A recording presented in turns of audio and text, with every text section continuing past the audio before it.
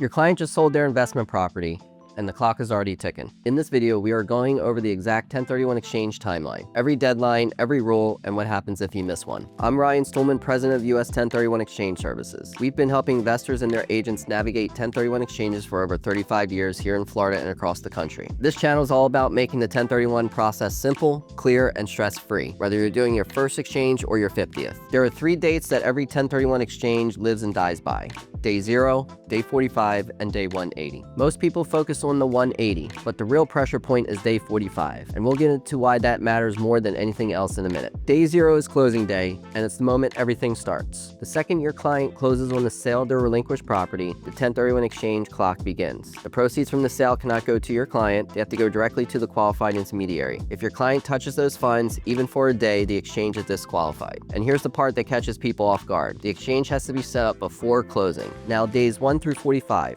this is the identification window, and this is where most exchanges either succeed or fail. Within 45 days of closing, your client must identify potential replacement properties in writing. That identification has to be signed, dated, and delivered to the qualified intermediary. There's no verbal identification, no informal list. It has to be done right. And there are 3 identification rules your client can use. The 3 property rule, the most common, lets them identify up to 3 properties regardless of value. The 200% rule allows them to identify more than 3 properties as long as the total value doesn't exceed 200% of what they've sold. And the 95% rule lets them go beyond that, but they'd have to actually acquire 95% of the total value of everything identified, which is a high bar and rarely used. By the way, if you're an investor yourself or a realtor who works with investors, click the link in the description to start your 1031 exchange today. Day 45 is an absolute deadline.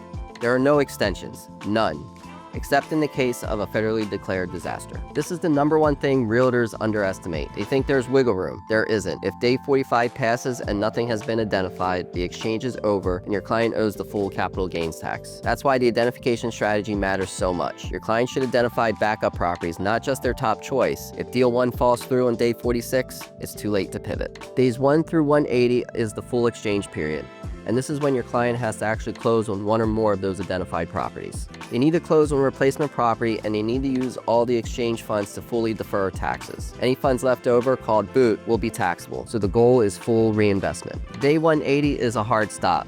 But here's a nuance that most people do not know. The deadline is actually the earlier of 180 days or your client's tax filing deadline for that year. So if your client sells in November and their tax return is due in April without an extension, their exchange deadline could actually be April, not 180 days out. This catches people off guard every year. The biggest realtor mistakes I see comes down to 3 things: starting too late, a weak identification strategy, and assuming the 180 days has flexibility. Get the QI introduced early in the transaction. Start talking about replacement options before closing, not after. Have your client identify multiple properties and build a backup plan. The realtors who do this consistently are the ones whose clients actually get to the finish line. If you want to go deeper on the identification rules and which ones make sense for your client, watch this next. I break down all 3 with real-world examples.